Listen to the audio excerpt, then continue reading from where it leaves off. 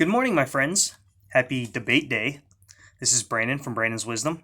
I wanted to talk to you guys about last night's debate between President Donald John Trump and former Vice President Joe Biden. First, I'd like to say the real loser last night was Chris Wallace.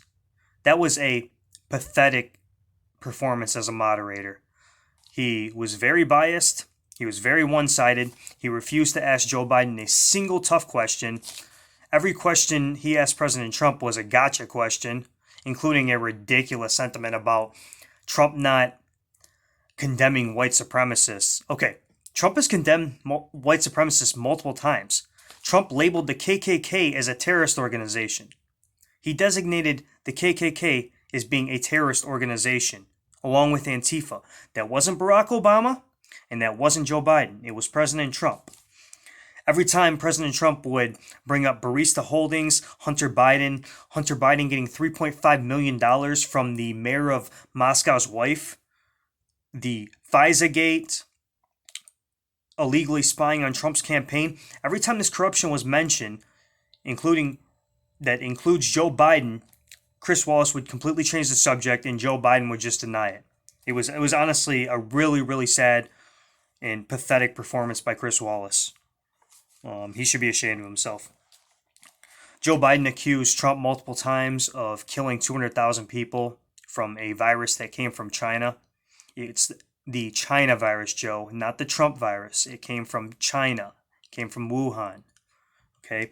Also, you need to understand that America is a federalist country. Federalist, which means your governor and your mayor are responsible for implementing health restrictions during a pandemic, okay? Your state and your locality. It's not the federal government. That is the last line of defense, okay? That's federalism. You should know exactly what federalism is, Joe. You've been in politics for 47 years. Also, we know that you never would have shut down travel from China. You called Trump a xenophobe and a racist for doing that.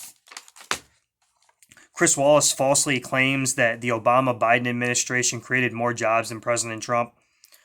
Also, flat out lie. And you don't have to take my word for it. I will give you the facts. Before the coronavirus pandemic, for the first time in the history of American records, we've had more jobs than people to fill them. As of December 2018, we had 7.3 million job openings, and unemployment dropped below 4%. As of 2019, it fell to 3.6%, including the lowest black and Hispanic unemployment rate in history. As of January 2020, 7 million jobs had been added to since the 38 months since Trump's election.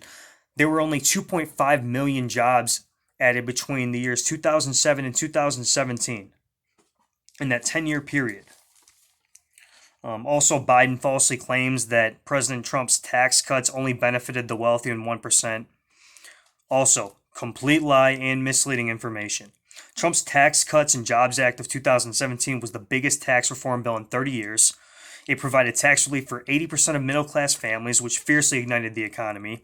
Trump doubled child tax credits, doubled the standard deduction, simplified the tax filing process, cut taxes on small businesses by 20%, reduced corporate taxes all the way from 35% down to 21%, also reduced state and local deductions.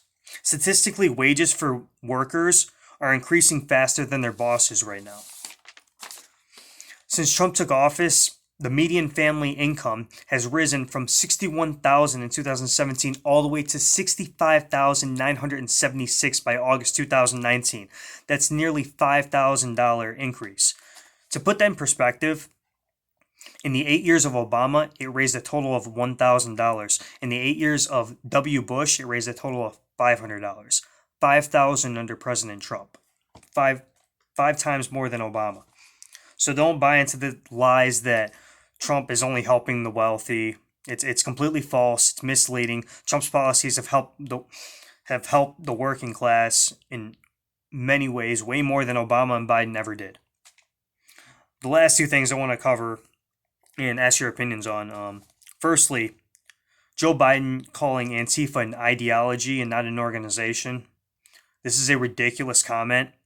Okay, Antifa is a horrible organization. They're Marxists, they're anarchists, they're well-funded, They're funded millions and millions of dollars by, guess who? George Soros and others. They loot stores, they destroy cities, they beat up senior citizens with bats for wearing MAGA hats. They're nothing but a terrorist organization. Okay, they are an organization, Joe. They're not an ideology. And they're evil.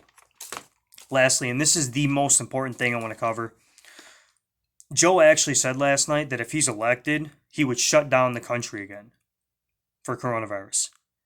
So he just said that he wants to shut your business down again. We have small businesses who will never come back, who have permanently shut down because of the coronavirus pandemic. They have permanently shut down. People have lost their lives, their businesses. These aren't millionaires and billionaires, Joe. They're working class families. These are people that are just working to put their kids through college, and you want to shut them down again?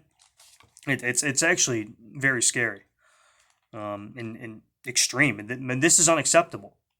Joe, listen, if you want to hide in your basement for the next 2 years and your supporters and you guys want to wear masks in your cars, that's fine. But guess what? I'm not wearing a mask, and I'm sure as hell not staying inside. And you're not going to shut down our country. And that's why you're going to lose.